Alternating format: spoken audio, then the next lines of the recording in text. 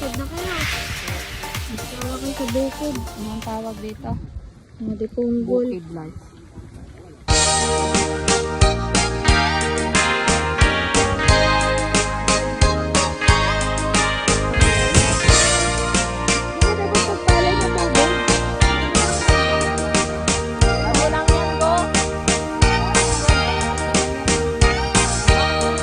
Itan bakit pututan ka manen, barbaring lumatsambaanen.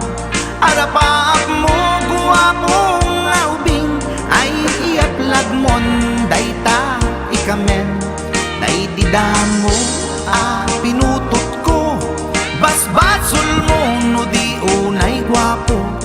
Kinid daw mo nga ihaf-haf ko, nagmaayan na tomboy di putot ko. Di may kadua binukel ta, kinid daw mo nga ipulpak ta. Daksang gasat ta nalobat ka, nagmaayan na lupit di anak ka. Di may katlo binukel ta, pur Diyos santo iskandalosa ka. Tangiwang mo kun kunakken ka, nagmaayan na bakla di anak ka. Di may kapat abungani ayat, ay nagbayag di indin narika. Pinasikik ken binaliktad, gimurilyamet itsura di anak.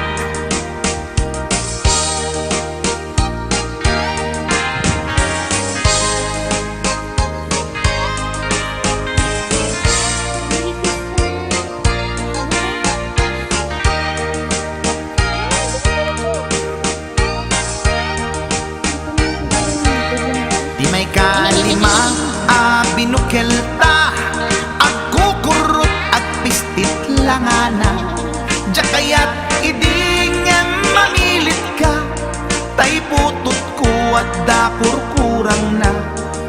Awan metlaeng ti maperpektan, abungan ni ara sa astan.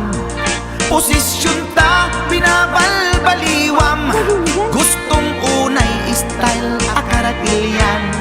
Di may kanem binukel ta, ginit daw mo nga sikat agubra. Nagtugaw ka kasla kabalyera, tay anak ko kabalyot langana. Di may kapito pinutot ko, duwata darling di nagplano. Kinid daw mo may irapido, nagtatarutot meten di utot mo. Di may kawalo abungan ni ayat, agkan kanta ka nga agkung kumpas. Pinabatok na puray no na abgad, daksang gasat na kaya nakat mangalap.